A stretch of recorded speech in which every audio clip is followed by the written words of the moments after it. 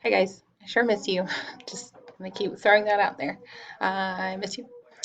I miss you so much that I actually made 10th grade teachers make this little thing and we sent it out. So we miss you. Just so you know, we miss you like crazy. And I just want to make sure I keep sending out helpful videos. Hopefully they're helpful. I found out from one person today that they were very helpful, which is good news. Um, I made a video yesterday or the day before, I think Monday maybe, about evaluating logarithms, and that's a good intro. You want to make sure you check that out before you do this one. Um, this video is going to be about evaluate logarithms advanced. So the big difference, you're doing the same thing, except you're going to have to use a little bit more manipulation to get the answers. And I broke it down to 3 simple steps. So instead of going straight into here, what I'm going to do is I pulled up some examples and some steps, and I'm going to talk through that with you. So let me zoom in a wee bit more. Let's see, page width. There we go. So evaluating logarithms advanced. Before we get into the log part, we have to remember some things about negative exponents first and how we handle negative exponents. And when I was helping some other students with this the last couple of days, it was helpful to do it in this order. So here's the order we're thinking through it. I'm going to start with this third example, actually. So anytime you have something with a negative exponent, I don't know if you remember this, but that means we're going to flip the position on the fraction for that part. Okay. If it's a negative exponent, flip it. It's reciprocal. Construction going on behind me. Sorry for the loud noise. So this x to the negative 2 is now going to end up on the bottom of a fraction. And this y to the negative 5 is going to end up on the top. Those two are going to flip-flop because they both have a negative exponent, so they're both going to move.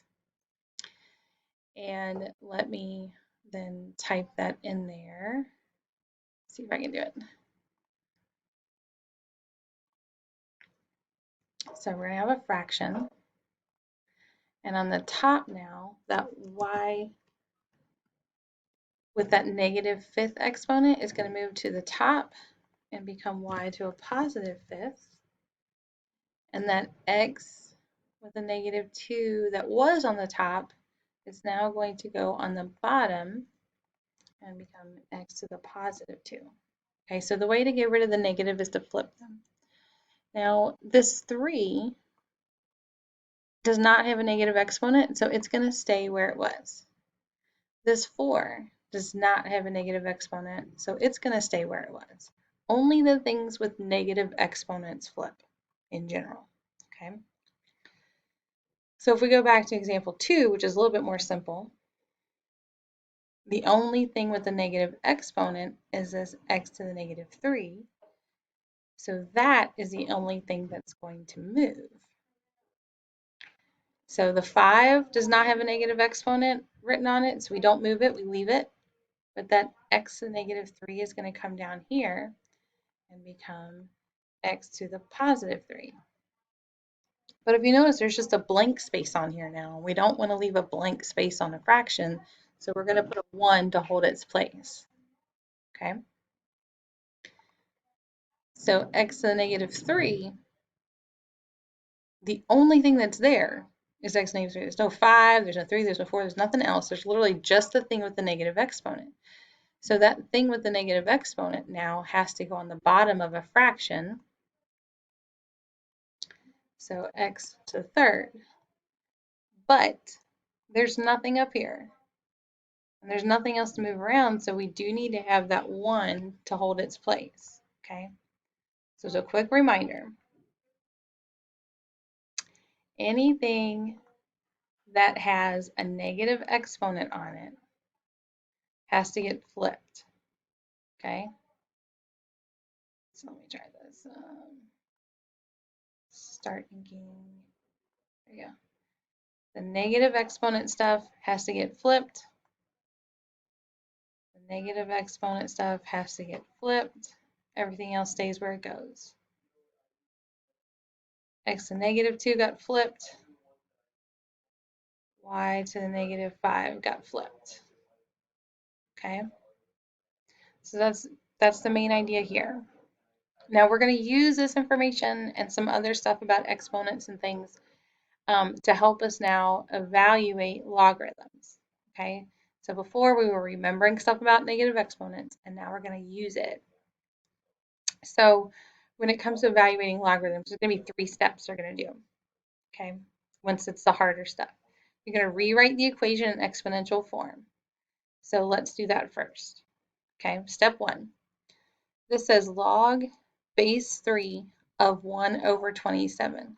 So I'm going to rewrite that as 3 to the I don't know what power equals 1 over 27. Okay, so that is step 1. I don't know if you can hear, but my daughter's having a meltdown in the background trying to do homework. She's so cute. I'll help her in a little bit. So step 2 now is to try and rewrite each of these sides of this equation with the same base on it. So as a power, something to the something equals something to the something. That's what we're looking for. So here we already have 3 to the x, so let's just leave that. 3 to the x is easy. That's something with an exponent on it. But now I want to rewrite 1 over 27 as a power of hopefully the same base as 3. Well, 3 to what power gives me 27? So I have to think through this a little bit. 3, and let me write down off to the side what I'm saying. 3 to what power is 27? And if you're not sure, it's perfectly legitimate to go grab a calculator. And I like Desmos because it's fast and easy and works on any device. If I do 3, we all know what 3 squared is. That's 9, not 27. So let's try 3 to the 3rd power. Yep, there it is, 27. So 3 to the 3rd is regular 27. So this little 1 over 27 is the same as 1 over 3 to the 3rd. But I really want it, I don't want it 1 over 3 something. I want 3 to the something power. I don't want it 1 over. And remember just a second ago when we were doing that, the way that we handled those would be with this negative exponent. 1 over something, I can just make the exponent negative, and then it works. So 1 over 3 to the 3rd is the same as 3 to the negative 3rd, right? 1 over 3 to the 3rd is the same as 3 to the negative 3rd. So, step 1, rewrite the equation in exponential form. Done. Step 2, rewrite each side of the equation with the same base. Got it. This has base 3, this has base 3. Check. Step 3, see if I can find another color. I want like purple or pink.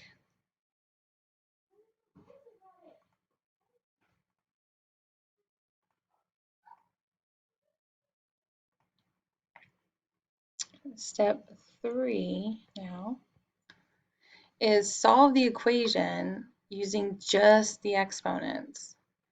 So when we're looking at these exponents, well, I keep pushing the wrong buttons. Sorry. When we're looking at these exponents, we have 3 to something equals 3 to something. Well, those somethings have to be equal then. For this whole equation to work, those exponents have to equal each other. So that is why we're now going to say, okay, then x better equal -3.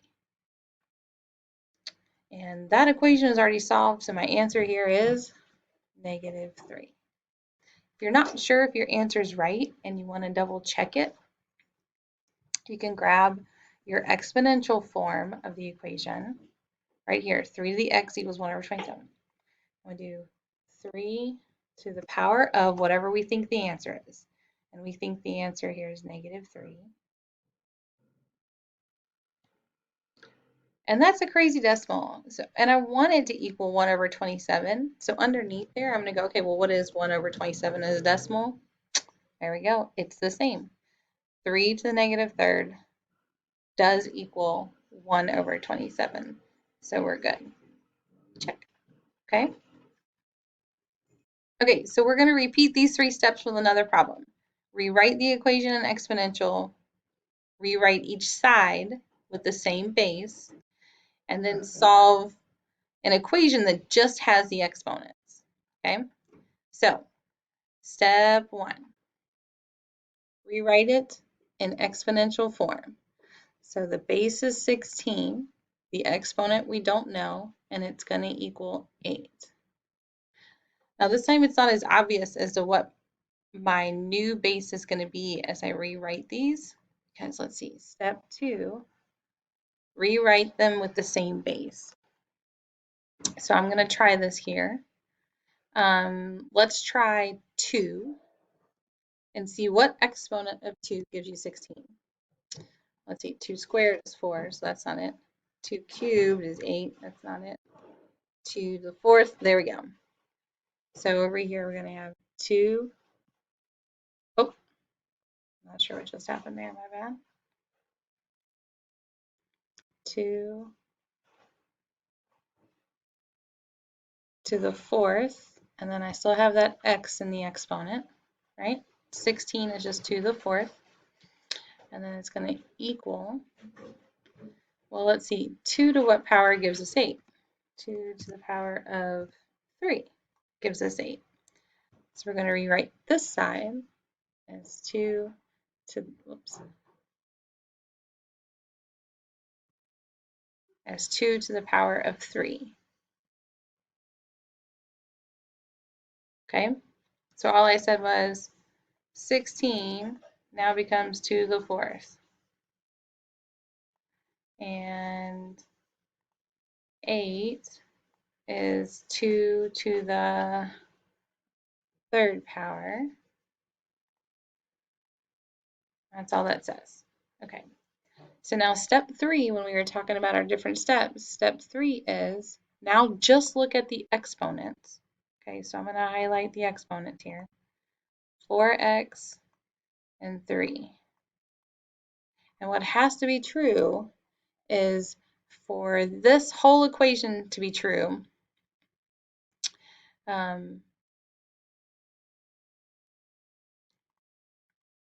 4x, this exponent, must equal this exponent. 4x has to equal 3. That's the only way this whole equation, 2 to something equals 2 to something, those somethings have to equal. So then we're going to try and solve that equation. And to do that, we would divide both sides by 4. So x equals 3/4. Then we're going to check it by plugging in. Okay, does 16 to the 3/4, 16 to the power of 3/4, does it actually equal this 8 over here? When I plugged it in, 16 to the 3/4 equals 8. We're good to go then. So this answer here is 3/4. Oops. Hopefully that was helpful, and thankfully my daughter didn't lose her mind while we were still videotaping because she was starting. Have a great day, guys. Bye.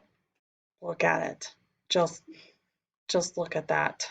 This is what I'm dealing with here. Hopefully you guys are safer at home than I am right now.